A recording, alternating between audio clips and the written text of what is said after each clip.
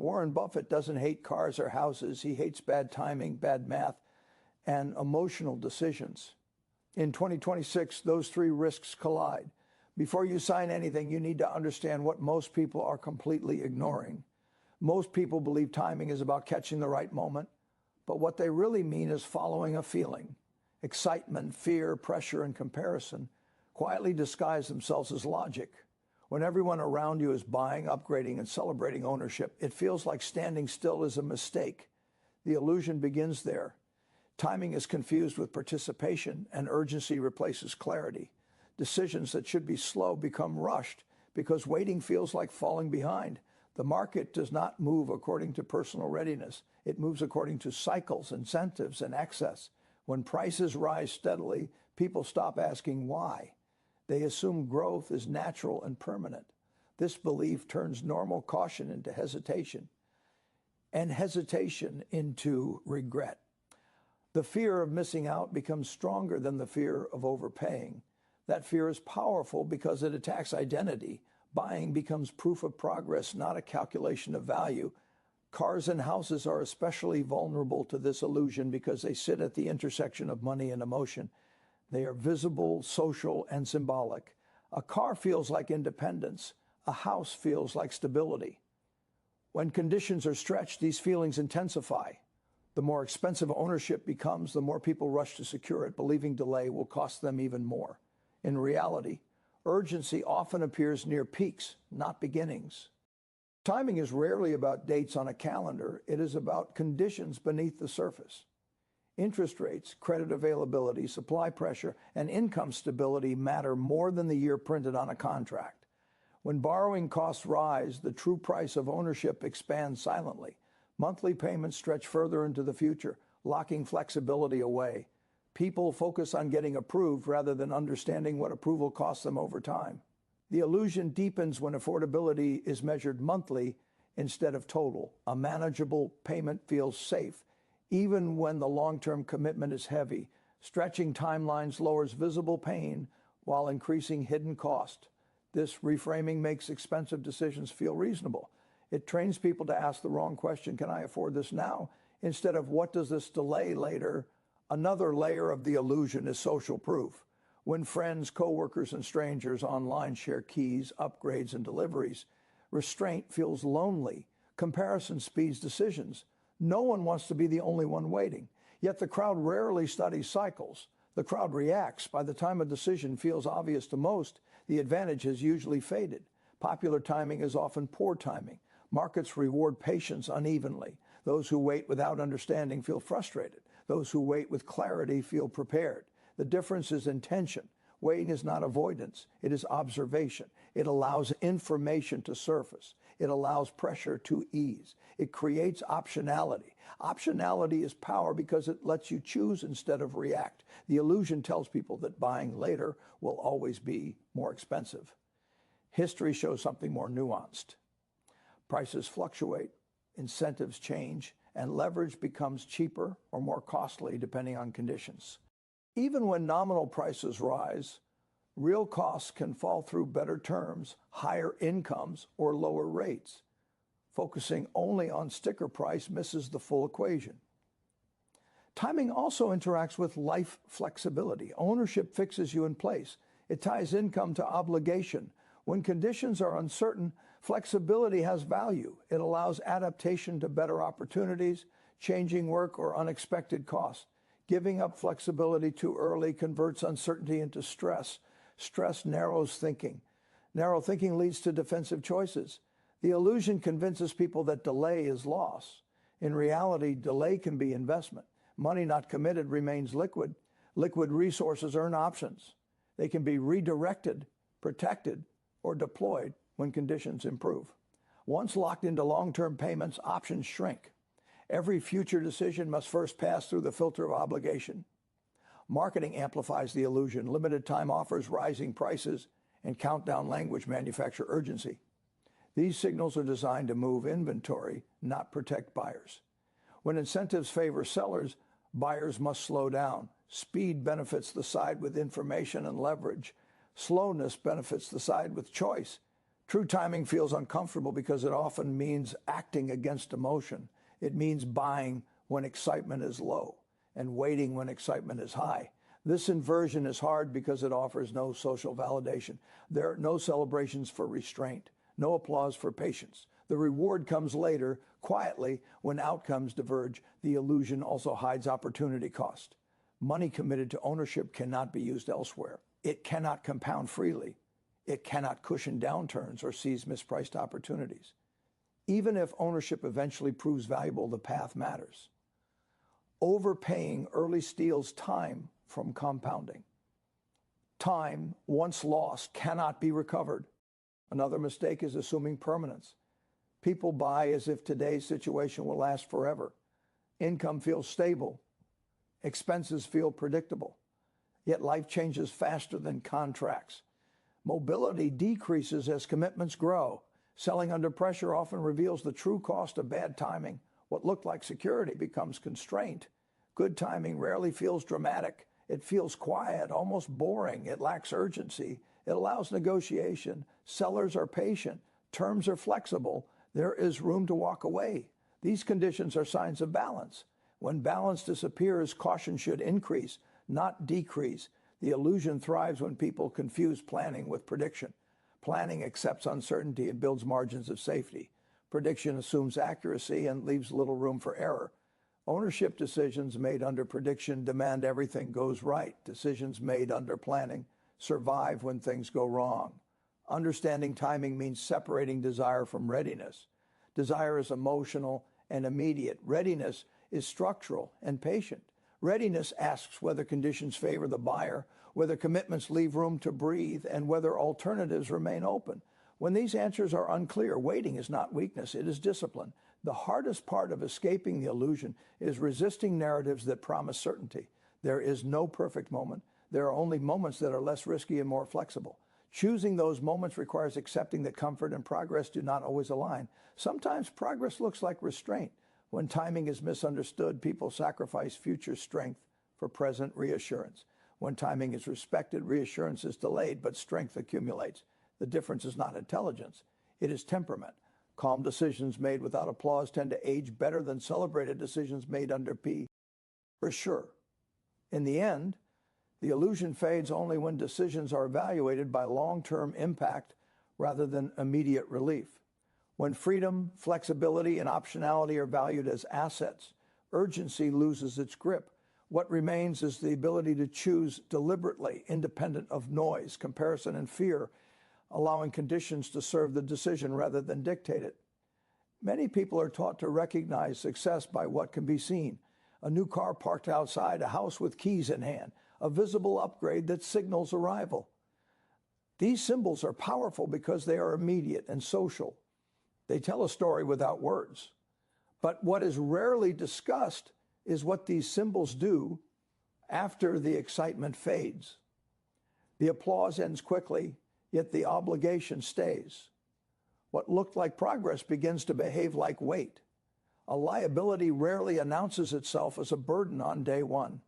It introduces itself as comfort, convenience, or pride. The language around it is positive: ownership, stability, freedom. These words feel reassuring, which is why questioning them feels uncomfortable. No one wants to believe that something celebrated could quietly drain future choices.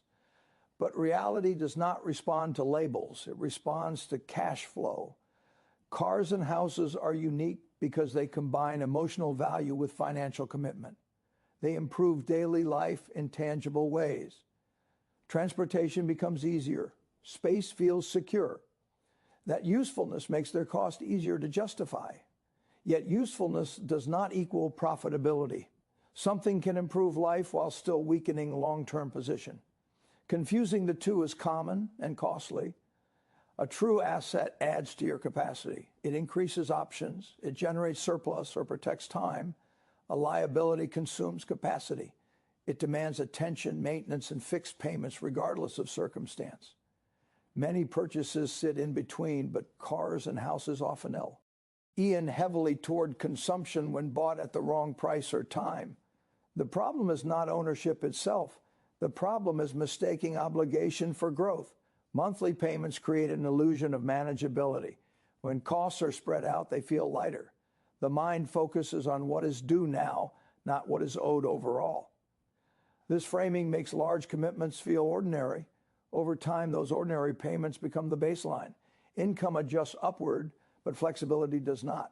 The lifestyle expands to fit the obligation, leaving little room to maneuver. Depreciation is silent but relentless. A car begins losing value the moment it is used. The decline is predictable, yet emotionally ignored. The enjoyment of ownership masks the economic reality. What is lost is not just money, but opportunity. Funds tied to a declining item cannot be redirected. They are locked into something that moves only one way. Houses are often described as investments, but the label hides complexity. Shelter is essential, but ownership introduces costs beyond price. Taxes, insurance, repairs, and time accumulate quietly. These costs do not build equity in the way people imagine. They preserve functionality, not value. When appreciation occurs, it is often credited to ownership, even though it may be driven by external factors like inflation or policy. Leverage amplifies both outcomes and mistakes. Borrowing makes ownership accessible, but it also magnifies exposure. A small change in rates or income can shift a manageable situation into stress. Leverage feels empowering when conditions are stable. When conditions change, it reveals its true nature. What once felt like control becomes constraint. The pride of ownership can trap people into defending bad decisions. Admitting that something celebrated is actually limiting feels like failure. So adjustments are delayed, expenses are justified, stress is normalized. This emotional attachment prevents objective evaluation. The liability continues quietly, protected by identity. Maintenance is the tax few calculate accurately. Time, energy, and money are consumed to keep things running. These costs do not appear on purchase agreements, but they shape daily life. The more complex the ownership, the more maintenance demands attention. Attention diverted to upkeep is attention not spent creating new value. Opportunity cost is invisible but decisive. Every dollar committed to obligation is a dollar not working elsewhere. It cannot be invested, saved, or used to build resilience. Over long periods, this difference compounds. Two people with similar incomes can diverge drastically based on how much of their resources are fixed versus flexible. Flexibility has value precisely because it is unseen. It allows adaptation. It allows response to opportunity. It reduces stress during uncertainty. When commitments are high, flexibility shrinks. Choices narrow. Life becomes about maintaining rather than improving. This shift often happens gradually, unnoticed until options feel scarce. Success that depends on constant income is fragile. When expenses are fixed, income must remain consistent. Any disruption becomes a threat. True security comes from margins, not appearances. Margins allow breathing room. They absorb shocks, they create peace. Appearances create expectations. Expectations demand performance. Social reinforcement strengthens the disguise. Society celebrates visible milestones. Waiting is rarely praised. Renting is framed as temporary. Modest choices are seen as lack of ambition. This pressure pushes people toward decisions that look successful, even if they weaken long-term stability. The cost of resisting this pressure is social discomfort. The cost of giving in is financial rigidity. Liquidity is often under valued until it is gone. Having access to uncommitted resources provides leverage in negotiation and resilience in downturns. Once tied up, liquidity cannot respond. It waits. Waiting can be expensive when opportunities arise unexpectedly.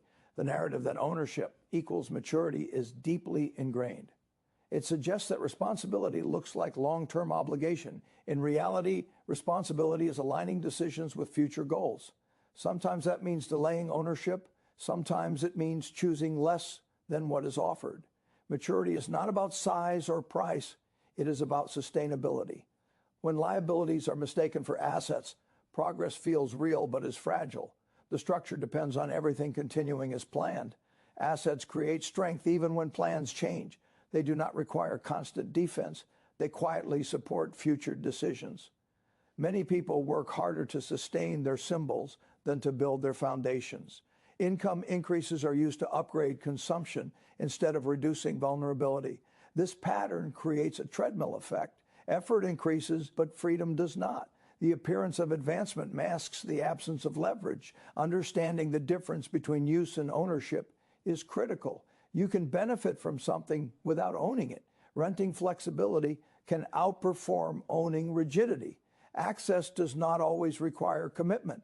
This distinction is rarely emphasized because it challenges tradition. The most expensive decisions are often made calmly, not recklessly. They are justified logically and supported socially. There is no obvious mistake. The cost appears slowly, over years, through missed chances and mounting obligations. By the time it is recognized, reversing it feels difficult. Reframing success away from what is owned and toward what is controlled changes behavior. Control over time, energy, and options matters more than control over objects. Objects demand service. Options provide service. One expands life. The other can quietly narrow it. When purchases are evaluated by how they affect future choices rather than present comfort, the disguise weakens. What remains is a clearer view of whether something builds capacity or consumes it. That clarity does not eliminate desire, but it disciplines it, allowing decisions to serve long-term direction rather than short-term validation.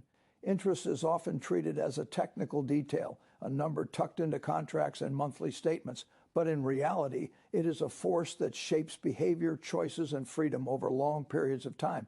When ignored or misunderstood, it quietly turns ordinary decisions into lifelong burdens. The danger is not that interest exists, but that it feels small at the beginning and massive only when it is too late to escape. Most people evaluate purchases by asking how much they will pay each month. This question feels practical and responsible, yet it hides the true cost. Interest stretches time. It takes something meant to be temporary and turns it into a long-term obligation. A decision made in weeks can command decades of future income. This asymmetry is rarely felt at the start, which is why it is so powerful. Low payments create psychological comfort. They lower resistance and reduce fear. When borrowing is easy, discipline feels unnecessary. Approval becomes validation. If a lender agrees, it must be reasonable. This logic is flawed because lenders measure risk differently than individuals measure freedom. They are protected by contracts. You are bound by them. Interest does not only cost money, it costs flexibility. Every payment reduces options. It commits future time to past decisions. The more income is promised to repayment, the less room remains for adaptation. When circumstances change, obligations do not adjust with them.